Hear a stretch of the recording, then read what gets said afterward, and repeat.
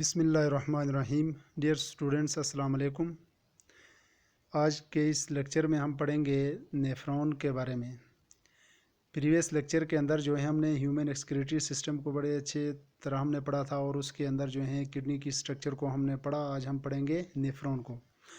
तो human excretory system के अंदर जो हमने पढ़ा था, मतलब वन पेयर ऑफ किडनीज थे और इन्हीं किडनीज़ के अंदर जो मेन जो रोल प्ले करता है किडनी के अंदर, वो असल में जो स्ट्रक्चर है वो है नेफ्रॉन है। तो इसीलिए नेफ्रॉन को जो है मतलब किडनी का जो है फंक्शनल यूनिट मानते हैं उसको। तो इसी तरह हर किडनी के अंदर जो है जो दो किडनीज हैं हमारे बॉडी के अंदर, उनमें तकरीबन जो है 1 मिलियन नेफ्रॉन होते हैं उसमें, और इनका फंक्शनल होना बहुत ही ज़रूरी होता है। अगर ये फंक्शनल ना हो तो फिर मतलब हमारा पूरा सिस्टम, एक्सक्रीटरी सिस्टम जो है वो मतलब उसमें ख़राबी आ सकती है। तो इसी तरह नेफ्रॉन की जो स्ट्रक्चर है, इसको स्ट्रक्चरली अगर हम इसको देखें नेफ्रॉन को, तो इसके दो पार्ट्स हैं इसमें, रीनल कार्पसल और रीनल ट्यूब्यूल। रीनल कार्पसल इसका फर्स्ट पार्ट होता है नेफ्रॉन का, और रीनल ट्यूब्यूल जो है ये कॉइल्ड पार्ट होता है इसका।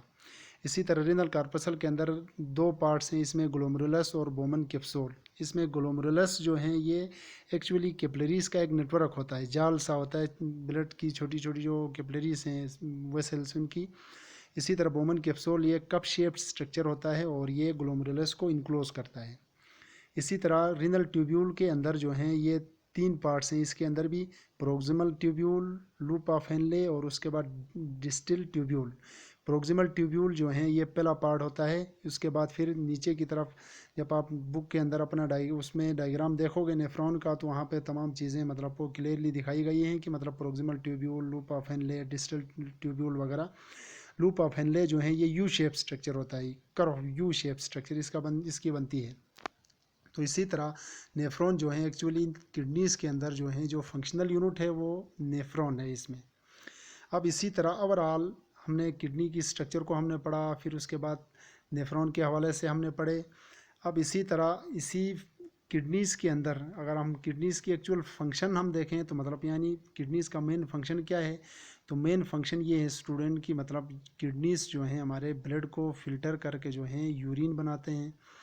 और इसी जब बॉडी के अंदर यूरिन बनेगा तो इसी यूरिन के अंदर जो है जब ब्लड फ़िल्टर होता है तो उस ब्लड में से एक्सेस वाटर वगैरह, साल्ट्स वगैरह, जो नाइट्रोजनस वेस्ट वगैरह हैं, वो तमाम चीज़ें जो हैं वो फ़िल्टर आउट होती हैं, जिससे हमारी बॉडी के अंदर जो है साल्ट्स वाटर वगैरह की जो कंसंट्रेशन है वो मेंटेन रहती है। इसीलिए हम यूरिन का जो फंक्शन है उसको हम कहते हैं कि मतलब यूरिन का जो किडनी का जो मेन फंक्शन है वो क्या है, ऑस्मो रेगुलेटरी है। यानी मतलब ऑस्मो रेगुलेशन कराना, यानी maintenance of concentration of water and salts in the body, उसको हम क्या कहते हैं, ऑस्मो रेगुलेशन।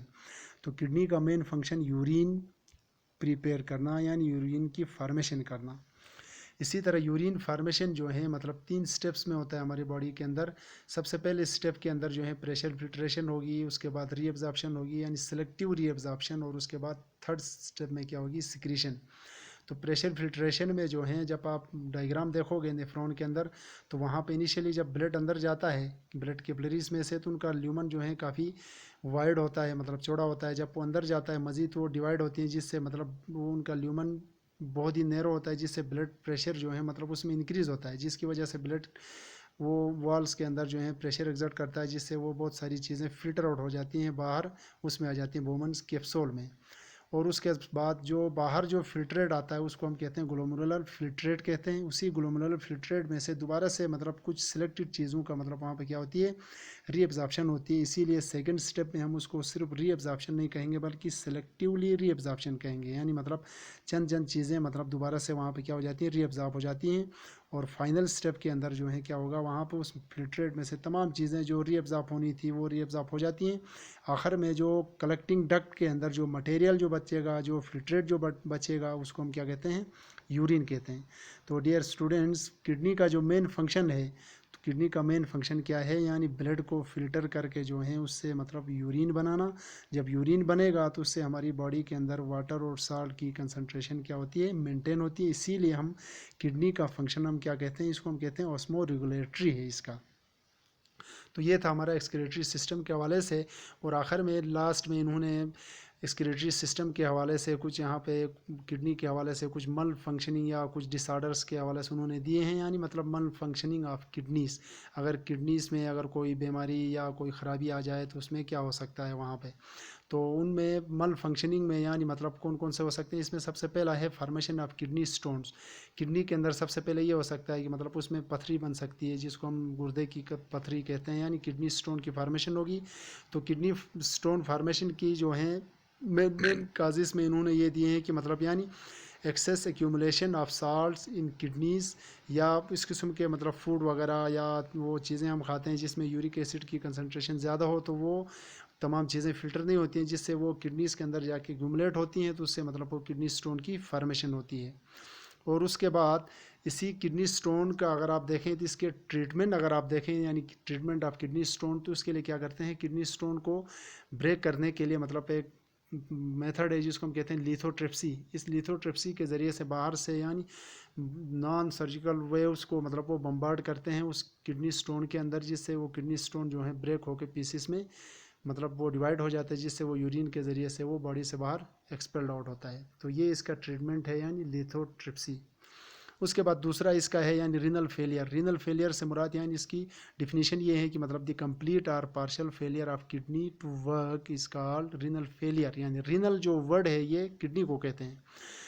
तो इसके काजिस में दिया है रीनल फेलियर मतलब क्यों होता है, इसके काजिस में दिया है कि मतलब कोई इन्फेक्शन हो सकती है यूरिटर में या किडनीज में। उसके बाद फिर या डायबिटीज़ हो सकता है जिसको हम शुगर कहते हैं, इंसुलिन लेवल का बढ़ जाना, और उसके बाद हाइपरटेंशन वगैरह, ये इसके काजिस हैं। अब इसका दिया है ट्रीटमेंट ऑफ रीनल फेलियर, यानी रीनल फेलियर हो तो उसका ट्रीटमेंट क्या है। इसके लिए दो ऑप्शंस हैं, मेथड्स हैं।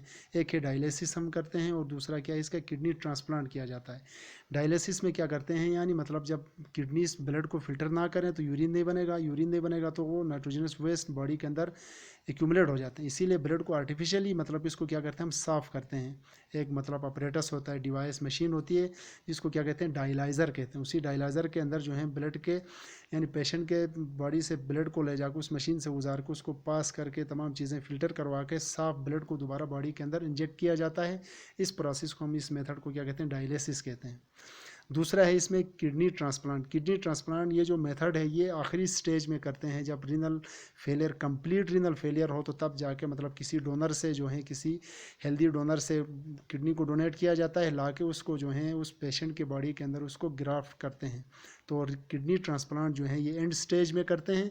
जबकि डायलिसिस जो है मतलब अगर पार्शली अगर मतलब किडनीज वर्क करने से मतलब वो नाकारा हो, तो उस वक्त मतलब डायलिसिस के ज़रिए से मतलब उसके ब्लड को जो है आर्टिफिशियल तरीके से उसको साफ़ किया जाता है। तो ये दो ट्रीटमेंट हैं किसके, रीनल फेलियर के हैं। या रीनल फेलियर के क्या किया जा सकता है, डायलिसिस और किडनी ट्रांसप्लांट। और किडनी स्टोन के लिए क्या करते हैं, लिथोट्रिप्सी के ज़रिए से स्टोन को ब्रेक किया जाता है। तो ये था आज के लेक्चर का। नेक्स्ट लेक्चर के साथ फिर हाजिर होते हैं। खुदा